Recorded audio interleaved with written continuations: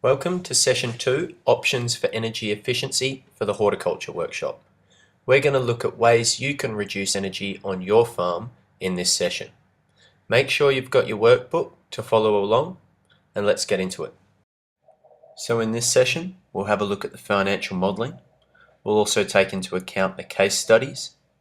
We'll have a bit of a reality check about the data you currently have. And finally, we'll look at the ideas warehouse as full of options for you to start reducing energy. Firstly, let's have a look at the financial modelling. The University of Southern Queensland has developed two tools, a benchmarking graph and a MAC graph. Both use your energy use data to calculate the potential savings in dollars you could have on your farm. They're used as tools to help you prioritise and communicate practice changes or new energy efficiency options. So let's run through what the benchmarking graph involves. The benchmarking graph that has been developed evaluates your energy costs against a benchmark farm, in this case, the case study. It identifies the broad operational areas, for instance harvesting, where you could save the most money. It then focuses your energy efficiency investments to an operational level. The marginal abatement cost curve, or MAC, goes one step further and evaluates your energy costs against specific energy projects, for instance LPG injection. It looks at the marginal cost of abating 1 tonne of carbon dioxide in financial terms. Think of that as around 370 litres of diesel. This is a tool to help you further focus your energy efficiency investments to a project level. So before we get started on the financial modelling, let's take some time to look through the horticultural case study. Pause the video and have a read through the couple of pages in your workbook. So for the purpose of the online workshop, what we've done is develop a model farm using the case study data to illustrate just how the financial modelling works. The model farm also illustrates the level of energy data that participants require to take part in the financial modelling. So this table represents the level of data that has been collected for the model farm in order for it to take part in the financial modelling. The level 2 corresponds to the national standards for energy auditing, and a level 2 set of data means that you can take your total energy use and divide it into a number of operations on farm, such as planting, harvesting, irrigation, or the cool room. It's really important that you take note of this level 2 data because that's the level that you require as a farmer to take part in the financial modelling yourself, and more importantly, to start making good investment decisions around which operations on your farm you should target in reducing energy. Do you have this level of data for your own farming operation? Could you attribute energy figures and costs to specific operations like harvesting or spraying in your own operation? If you don't have level 2 data, don't worry. We'll touch on that in session 3, simple approaches to monitoring. So, before we have a look at the financial modelling, quick quiz. Which car over the period of its life is environmentally less expensive from a life cycle analysis point of view? The Jeep Wrangler at the top, the Hummer on the left, the Mercedes Maybach on the bottom, or the Toyota Prius on the right? If you guessed the Jeep Wrangler, then you'd be right. At roughly 57 cents per kilometre, it's by far the cheapest car out of the 4 over the period of its life. The reason the Toyota Prius is so expensive is because of the battery. The energy that goes into producing and disposing of that battery is a significant cost. The reason the car example is important is because it illustrates the concept of embodied energy.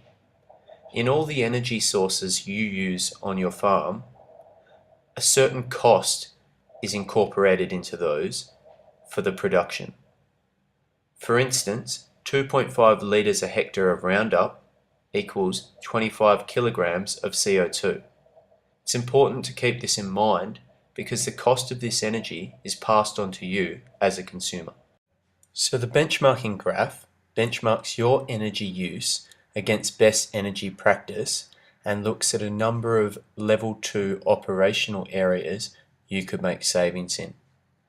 It's available for the other industries in the project, but given it's difficult to compare apples against, say, broccoli, horticulture doesn't have a benchmarking graph as yet.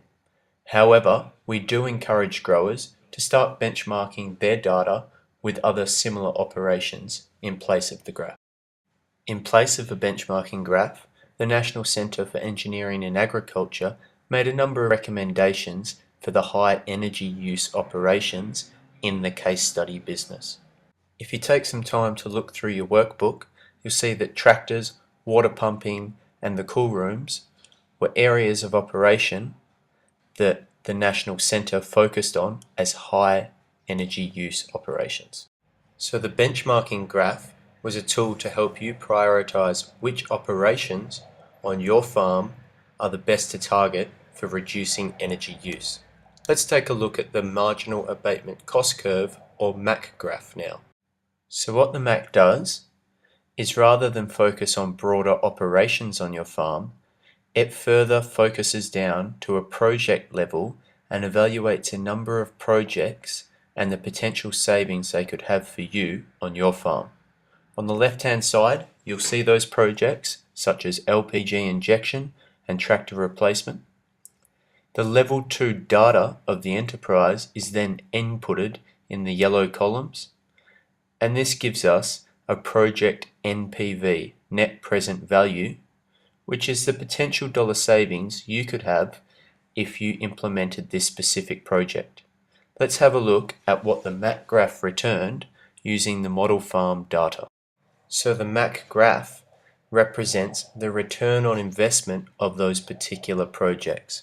So anything below the line is worth doing, as it will abate carbon and therefore save you money. What you're looking for here is the 1 or 2 energy saving projects below the line that will best suit your farm and save you the most money. You can do this by looking at the amount of area the project takes up on the graph. The larger the area, the better the return.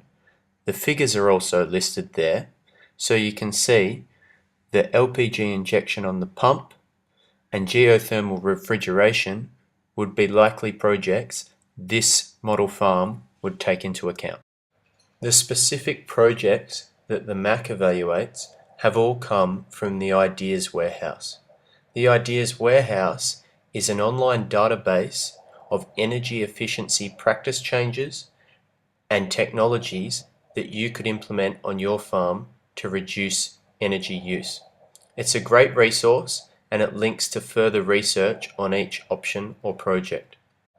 This resource has been the most popular in the face-to-face workshops. What we're going to do in a moment is have a workshop session looking through the Ideas Warehouse and picking out some of the projects that excite us the most and would be most suitable for our own farming situations. But first, let's summarize the key messages from Session 2, Options for Energy Efficiency in Agriculture.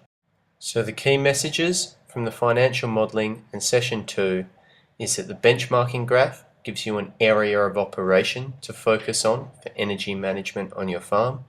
The MAC graph then goes further and gives you specific energy efficiency options or projects to focus on. And finally, the Ideas Warehouse is a resource available for you to further understand those energy efficiency options and further research and investigate.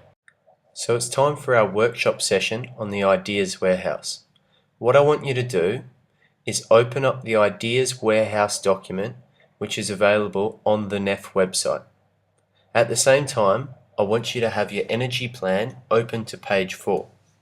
Spend some time looking through the Ideas Warehouse, find some options that interest you, investigate further by clicking on the source link, and in your energy plan, list those top 4 or 5 energy efficiency options that you would like to investigate further and possibly take some action on. This is a great chance to engage with the Ideas Warehouse and spend some time thinking about how you could reduce energy practically on your farm. Thanks for listening. Our next session is session 3 on monitoring, where we'll have a look at how we can start collecting some of that level 2 data.